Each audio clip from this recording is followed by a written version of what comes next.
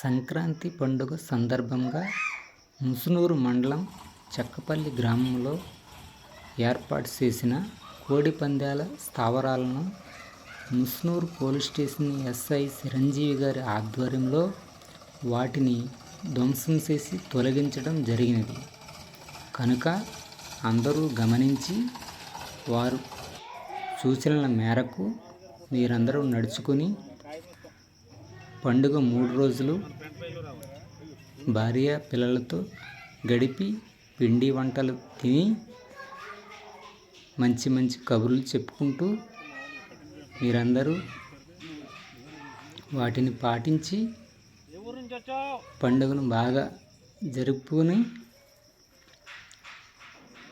ఎందుకంటే కోడి పందాలు వేసి చంపకూడదు కనుక, జీవహింస చేయరాదు కనుక మీరందరూ ఆలకించండి. Best of luck.